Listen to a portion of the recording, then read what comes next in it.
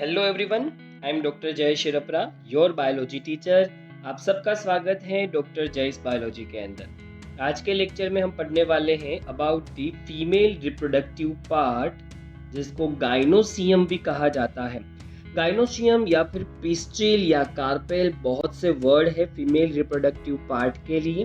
तो फ्लावर के अंदर जो फीमेल रिप्रोडक्टिव पार्ट होता है उसको कहते हैं गाइनोसियम, पिस्टिल भी कह सकते हैं। 11 साइंस के कंटेंट को अगर आप याद करिए तो आपको शायद पता होगा कि पिस्टिल के टाइप्स होते हैं। अगर सिंगल पिस्टिल है तो उसके लिए हम वर्ड यूज करेंगे मोनोकार्पेलेरी। मोनो का मतलब जहां पर सिंगल होता है और कार्पेल पिस्टिल का ही दूसरा नाम है। तो देखिए, मोनोकार्पेलेरी का मतलब ही यही होता है कि फीमेल रिप्रोडक्टिव पार्ट जो होता है उसके पास सिर्फ और सिर्फ एक ही पिस्टिल है, ओनली सिंगल पिस्टिल। पर जब फीमेल रिप्रोडक्टिव पार्ट के पास मल्टीपल पिस्टिल या कार्पेल या रिप्रोडक्टिव ऑर्गन होते हैं, तब उसके लिए हम सेपरेट एक वर्ड यूज करते हैं जिसको हम मल्टी कार्पेलेरी कहते हैं, जिसका मतलब है एक से ज्यादा पिस्टिल अवेलेबल है।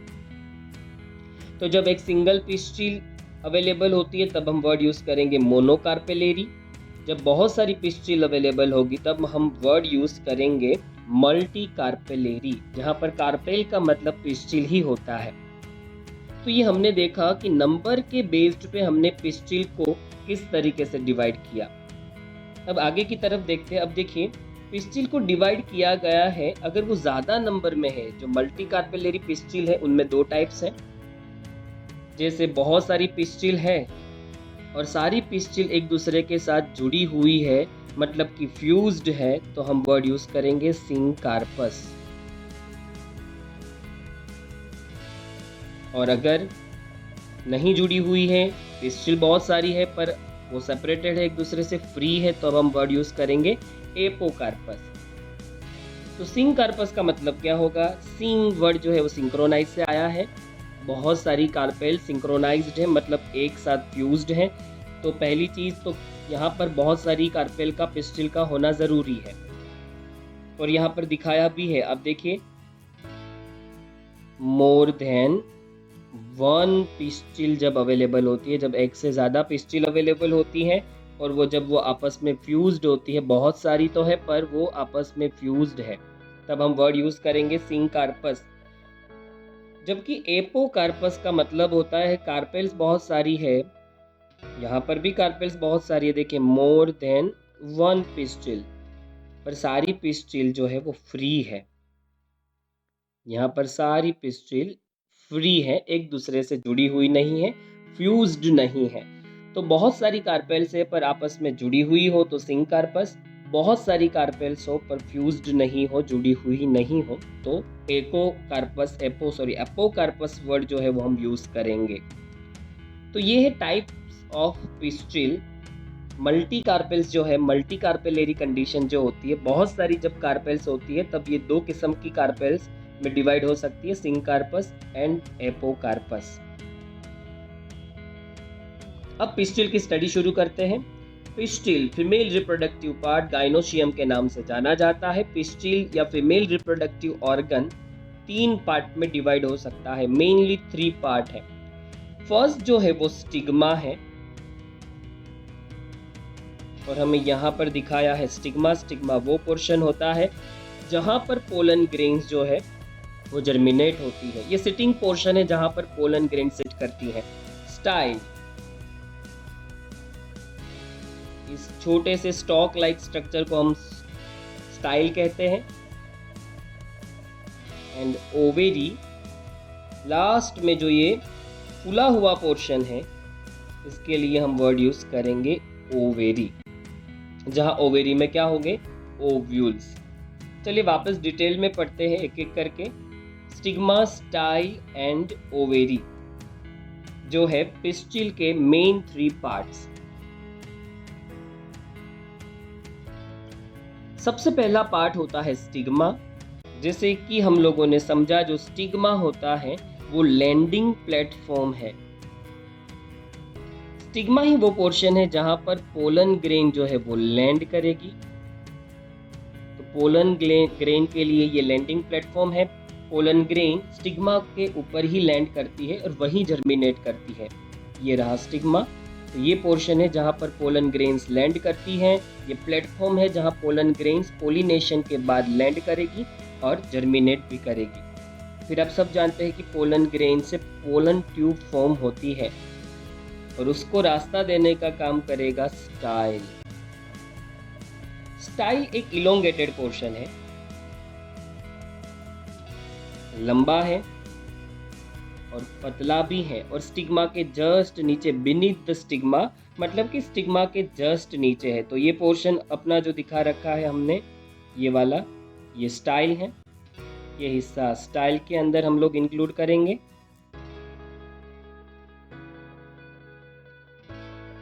जहां स्टाइल का लोकेशन अगर हम देखें तो स्टिग्मा के जस्ट नीचे, मतलब बीनीथ द स्टिग्मा, ये पोर्शन काफी हमें इलोंगेटेड दिख रहा है, लंबा दिख रहा है और साथ साथ में पतला भी दिख रहा है, मतलब कि स्लेंडर। स्टाइल ही वो पोर्शन होता है जो स्टिग्मा को ऊपर की तरफ उठाए रखता है, जिससे स्टिग्मा पोलन ग्रेन को कैच कर सके और सीट कर सके पोलन ग्रेन स्टिग्मा के ऊपर। दूसरा, स्टाइल ही वो पोर्शन है जब स्टिग्मा पे पोलन ग्रेन जर्मिनेट होती है और पोलन ट्यूब बनती है, उसको ओवरी की तरफ रास्ता देता है। स्टाइल ही पोलन ट्यूब को ओवरी की तरफ डायरेक्ट करेगा। लास्ट पोर्शन जो होता है पिस्टिल का, वो होगा ओवेरी, जो मेन पोर्शन है। ये पोर्शन सबसे बेस में आया हुआ है। देखिए, तो ये बेजल है, जिसका मीनिंग होता है कि एकदम बेस पे आया हुआ है। देखिए, ये बेस पे आया हुआ है, सबसे नीचे यही है। दूसरा, ये बुलजेड पार्ट है, मतलब कि फूला हुआ है, बल्जी पार्ट है। हमें यहाँ पर दिख भी रहा है कि ये किस तरीके से फूला हुआ पोर्शन है। देखिए, ये फूला हुआ पोर्शन है इस तरीके से। तो बल्जेड पार्ट है, बेजल, मतलब कि सबसे नीचे की तरफ आया हुआ है। ओवरी फीमेल रिप्रोडक्टिव ऑर्गन का, मतलब कि गाइनोशियम का सबसे इम्पोर्टेंट पार्ट माना जाता है, क्योंकि आफ्टर द फर्टिलाइजेशन ओवरी ही वो पोर्शन होता है जहाँ पर सीड प्रोडक्शन का काम होता है और ओवरी फ्रूट में कन्वर्ट हो जाती है। ओवरी के अंदर देखिए काफ़ी सारी चीज़ें, हम ओवरी को थोड़ा डिटेल में पढ़ने वाले हैं, क्योंकि जो कुछ भी होने वाला है वो ओवरी में होगा। फर्टिलाइजेशन प्रोसेस ओवरी में होगी, ओव्यूल्स का सीड में कन्वर्जन, ओवरी का फ्रूट में कन्वर्जन, सब कुछ ओवरी के अंदर होगा। आप सब जानते हैं कि फीमेल रिप्रोडक्टिव बॉडी ही होती है जो जनरली बेबीज को बर्थ देती है या नरिशमेंट देती है। बेबीज को बर्थ देने के लिए रिस्पॉन्सिबल ऑलवेज फीमेल बॉडीज होती है। मेजोरिटी तो फीमेल बॉडी ही बेबीज को बर्थ देती है। तो यहाँ पर ये फीमेल पार्ट जो ओवरी है वही रिस्पॉन्सिबल है प्लांट के बेबीज, मतलब के एम्ब्रियो के फॉर्मेशन के लिए। तो हमें डिटेल में देखना है कि ओवरी का स्ट्रक्चर कैसा होगा। तो अब हम देख रहे हैं ओवरी। तो ये है ओवरी का स्ट्रक्चर। देखिए, ओवरी को थोड़ा डिटेल में पढ़ते हैं। तो सबसे पहले हम बात करते हैं कि ओवरी के अंदर एक जगह होती है, एक पैसेज होता है और उसी के अंदर बहुत सारी चीज़ें जो है वो पोजीशन ले पाती है और उसको हम ओवेरियन कैविटी या तो फिर लोक्यूल के नाम से भी जानते हैं। तो ओवरी के अंदर एक पैसेज है, ये रहा वो पैसेज, और इसी पैसेज के अंदर बहुत सारी चीज़ें आई हुई हैं। ओवरी के अंदर जो कैविटी है उसको हमने ओवेरियन कैविटी या लोक्यूल नाम दिया।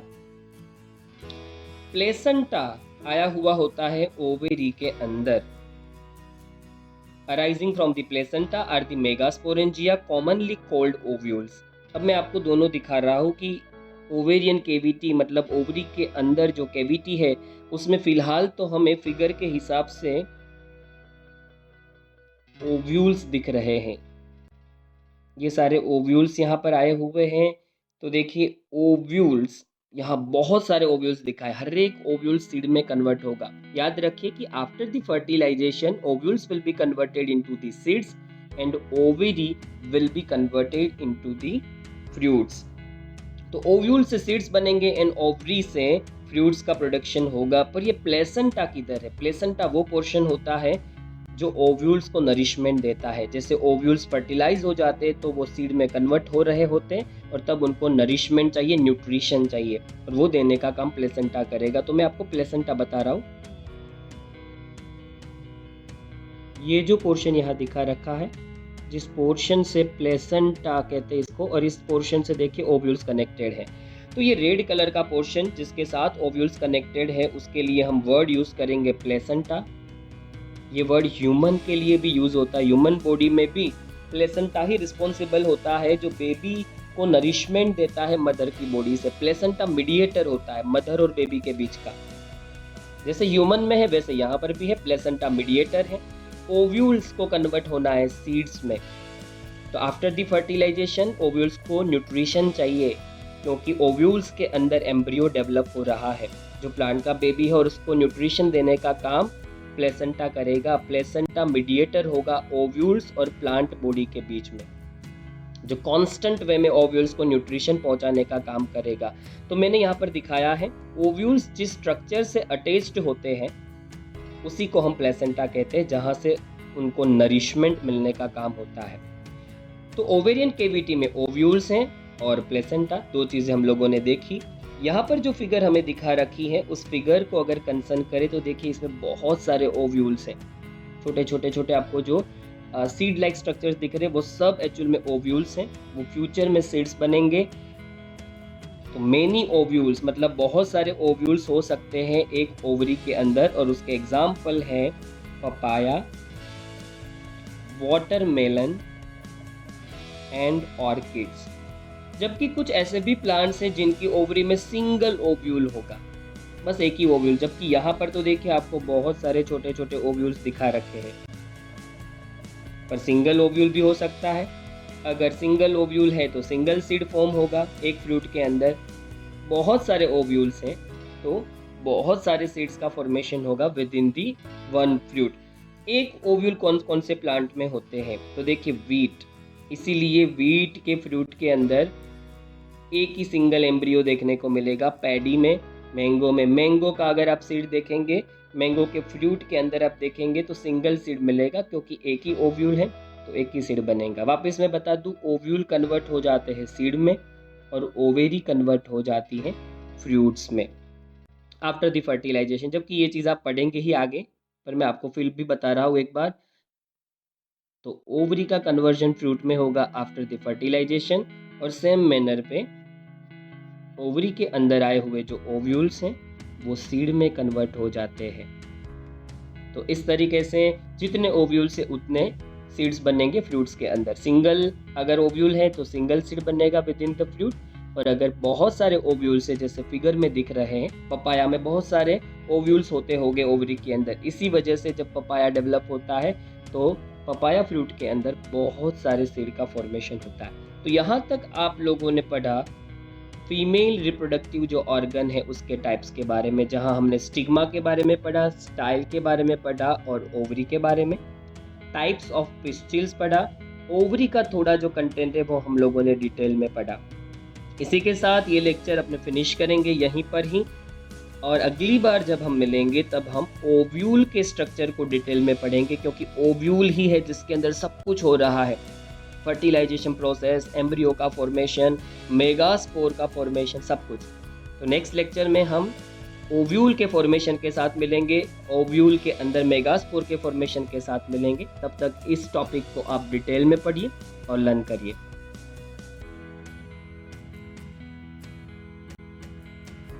हेलो